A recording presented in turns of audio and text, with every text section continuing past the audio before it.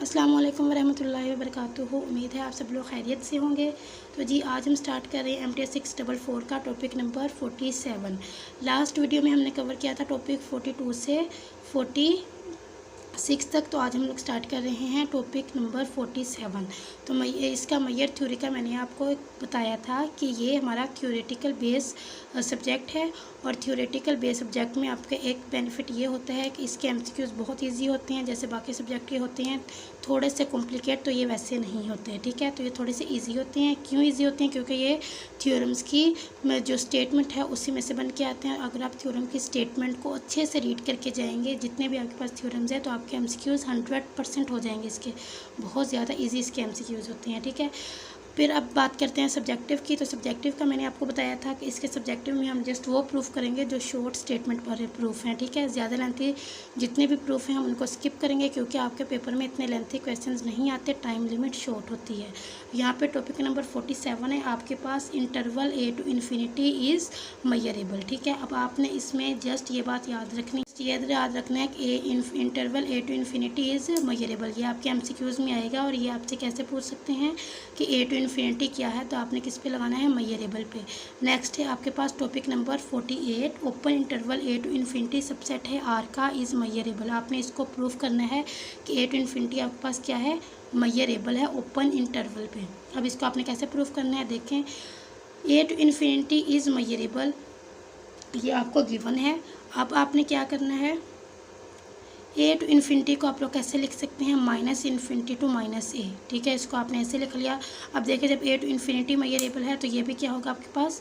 Measurable. -Infinity A की जगह आप लिख दें B-1/AN इज़ आल्सो मेजरेबल। क्यों? फिर आपको पता है कि जब आप ये अभी हम लास्ट वीडियो में इसको डिस्कस करके आए हैं, countable union of two measurable set is measurable. कि आप काउंटेबल यूनियन लेते हैं दो मेजरेबल सेट का, तो वो भी आपके पास क्या होता है? मेजरेबल ही होता है। तो आप इसको यूनियन की फॉर्म में लिख दें। अब -इन्फिनिटी टू B को आप किस तरह लिख सकते हैं? यूनियन की फॉर्म में -इन्फिनिटी B-1/AN।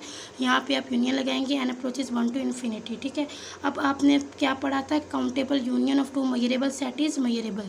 तो आपके पास -इन्फिनिटी टू B क्या है? मेजरेबल। फिर आपको इसको इस फॉर्म में लिख सकते हैं A to infinity intersection -infinity to B। देखें, A से लेकर इन्फिनिटी तक और -इन्फिनिटी से लेकर B तक आप इनका इंटरसेक्शन लेंगे तो ये आपके पास AB आएगा। ठीक है, अब देखिए, हमने ये भी पढ़ा था कि काउंटेबल इंटरसेक्शन दो मेजरेबल सेट का वो भी मेजरेबल होता है। मैं एक बार फिर से रिपीट कर देती हूँ। आपने प्रूफ करना था, सॉरी यहाँ पे B है, आपने प्रूफ करना है कि A टू B आपके पास क्या है? मेजरेबल है। ठीक है, ये आपने क्या करना है? प्रूफ करना है। और अब आपके पास यहाँ पे आपने A टू इन्फिनिटी से स्टार्ट करना है। ये हम देखें लास्ट थ्योरम में देख के आए हैं कि A टू इन्फिनिटी आपके पास क्या है? मेजरेबल है। आपने यहाँ A टू B को मेजरेबल प्रूफ करना है, तो इसके लिए हम ये लास्ट थ्योरम की स्टेटमेंट को लेकर चलेंगे। A टू इन्फिनिटी क्या है? मेजरेबल। तो A टू इन्फिनिटी को हम लोग इस फॉर्म में भी लिख सकते हैं, -इन्फिनिटी टू A।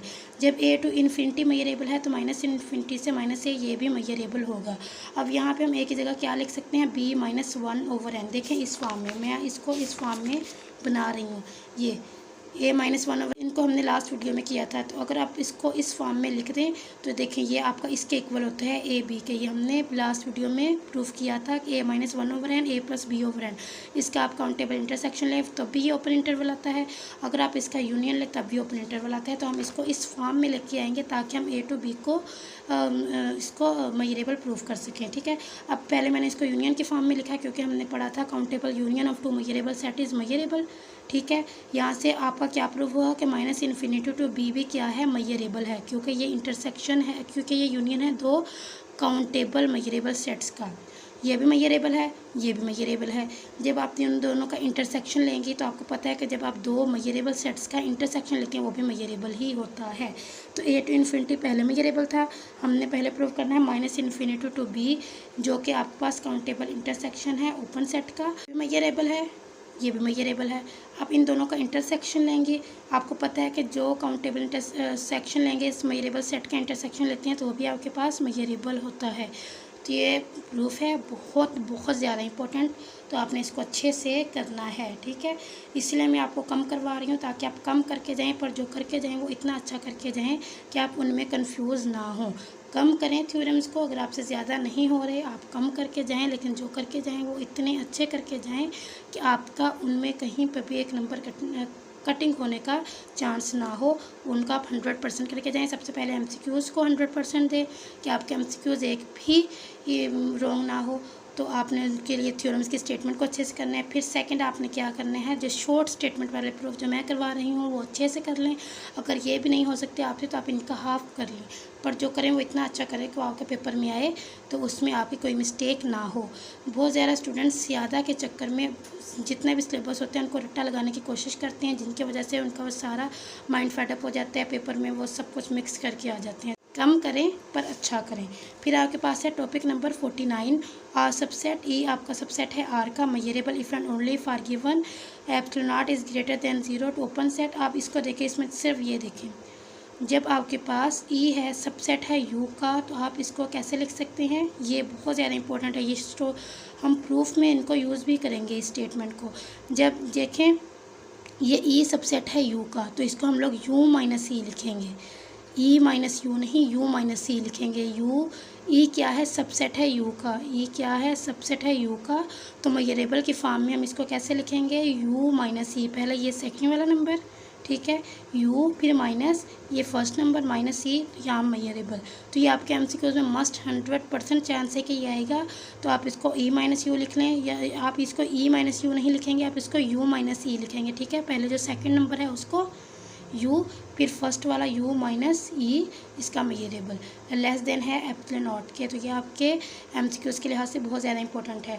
फिर आपको पता है कि जो थ्योरेटिकल सब्जेक्ट होता है उसमें आपके डेफिनेशंस बहुत ज़्यादा आती हैं। ठीक है, 1-2 तो डेफिनेशन मस्ट हैं जो आपके सब्जेक्टों में आती हैं।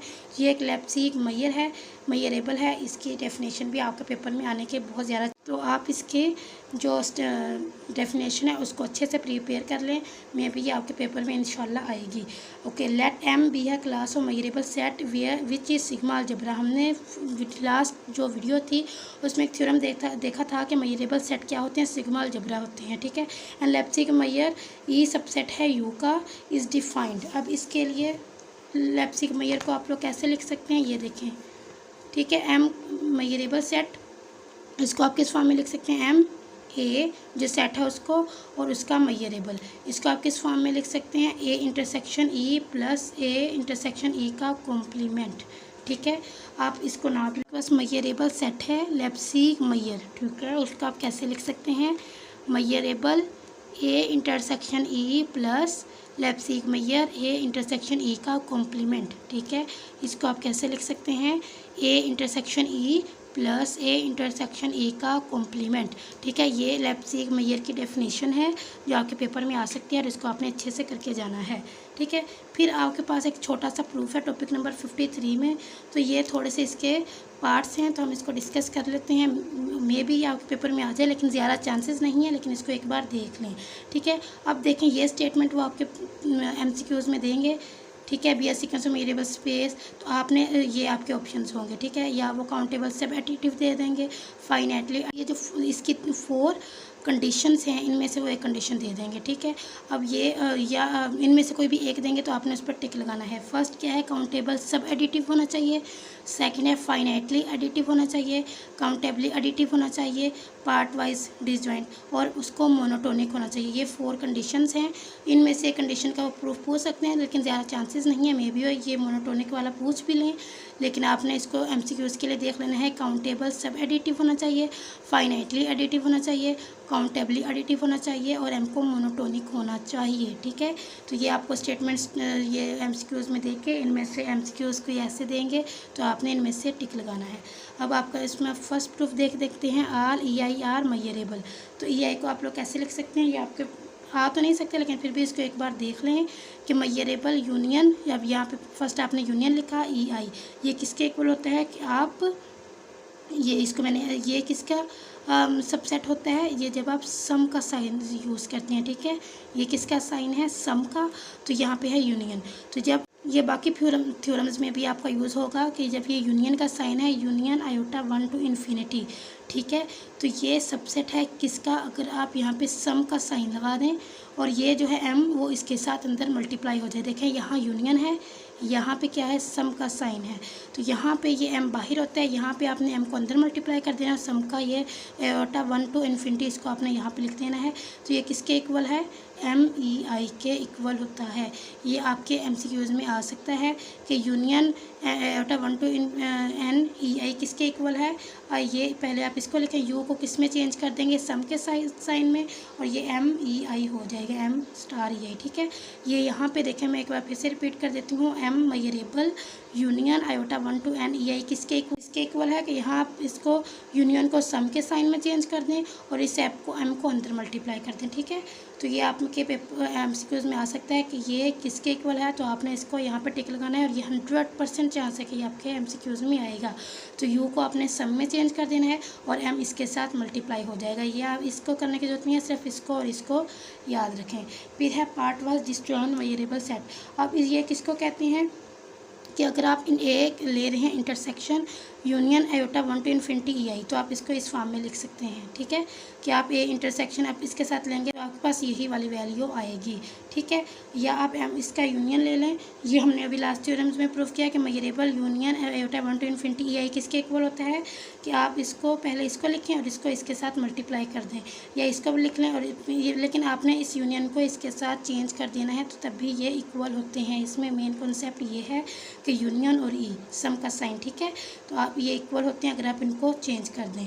फिर है फाइनाइट एडिटिव। फाइनाइट एडिटिव में क्या होता है, ये देखें यहाँ पर भी वही कॉन्सेप्ट है, ये यूनियन आयोटा 1 to N है EI, लेकिन यहाँ पे देखें इन्फिनिटी है, देखें इन्फिनिटी है, यहाँ पे N है, तो पार्ट वाइज डिसजॉइंट में आपने यहाँ इन्फिनिटी। फाइनाइट एडिटिव देखें, फाइनाइट है तो यहाँ पे n होगा, मतलब इन्फिनिटी नहीं होगा। आयोटा 1 to N है तो यहाँ पे वो इन्फिनिटी भी कर सकते हैं। आपके MCQs में होगा फाइनाइट एडिटिव बताएं और यहाँ पर वो इन्फिनिटी लगा दें, तो आपने याद रखना है, आपने किस पर टिक करना है, जहाँ पर ये n होगा फाइनाइट होगा। आयोटा 1 to N EI ये किसके इक्वल होगा, पहले आप सम का साइन लिखें फिर MEI, ठीक है, इसको आपने याद रखना है। अगर इनफाइनाइट का केस है तब इन्फिनिटी आएगा यहाँ पे, ठीक है, अगर फाइनाइट एडिटिव है तो यहाँ पे n आएगा। अब इसका लास्ट है आपके पास मोनोटोनिसिटी, कि आपने इसको मोनोटोनिटी प्रूफ करना है, तो आप इसको कैसे करेंगे, इसका जस्ट आप एक बार देख लें कि ए और बी दोनों मेजरेबल सेट हैं। जब ये दोनों मेजरेबल हैं तो आप ए को इस फॉर्म में लिख सकते हैं, B union A minus B. ये भी आपके पास बहुत ज़्यादा थ्योरम्स में यूज़ होगा। तो जो मैंने एक नोट्स बना रही हूँ, एक पेज पे मैं लिख रही हूँ, जो ऐसे मतलब कॉन्सेप्ट जो डिफरेंट थ्योरम्स में यूज़ हो रहे हैं कि अगर ए है वो किसके इक्वल है। तो आप जैसे जी सेट का हमने पढ़ा था, जैसे ये हमने अभी देखा ये वाला, तो ऐसे कुछ बातें हैं जो कि हम इसको अलग से इनके नोट्स बना लें और पेपर जब आप देने जाएँ इनको जाने से पहले एक बार इनको अच्छे से पढ़ के जाएं, और जहाँ वहाँ पे भी जो थ्योरम आया होगा उनमें हम इनको अगर यूज़ कर लें तो हम इजीली प्रूफ कर सकते हैं, ठीक है। अब यहाँ पे देखें ए और बी दोनों मेजरेबल हैं, तो ए यहाँ पे आपने प्रूफ करना है कि बी भी मेजरेबल है, तो आपने इसको इस फॉर्म में लिखा B union A minus B. अब देखें एम क्या है, फाइनाइट एडिटिव एम। अब देखें ए क्या है, बी के इक्वल है, तो जब आप इसका मेजरेबल लेंगे वो भी किसके इक्वल हो जाएगा, मेजरेबल होगा। ये यहाँ पे दोनों साइड पे मेजरेबल को मैंने यहाँ अप्लाई किया, एम मेजर लेप्सिक मेजर अब यहाँ पर भी अप्लाई किया, और जब यहाँ पर अप्लाई करते हैं यूनियन पे लेप्सिक मेजर को अप्लाई करते हैं तो यूनियन प्लस के साइन में चेंज हो जाता है। ये भी थ्योरम में हमने प्रूफ किया था कि यूनियन किस में चेंज होगा, प्लस में। फिर आपने ये देखना है कि ये देखें, ये जो मेजरेबल ए है ये इन दोनों को प्लस करके आ रहा है, तो इसका मतलब ये ग्रेटर वैल्यू है, ये हमारे पास लेस देन, इससे लेस देन वैल्यू है, तो इसको मैंने इस फॉर्म में लिखा। तो आपने इसको फिर उसी फॉर्म चेंज कर दिया कि मेजरेबल जो ए है वो ग्रेटर है मेजरेबल ऑफ बी से, या मेजरेबल ऑफ ए है ग्रेटर है मेजरेबल ऑफ बी से। आपने याद रखना है कि ए को आप लोग कैसे लिखना है मोनोटोनिसिटी में, B union A minus B में। ये आप एक दो और थ्योरम्स भी नेक्स्ट आएंगे तो उनमें भी आप इसको लिखेंगे, ठीक है।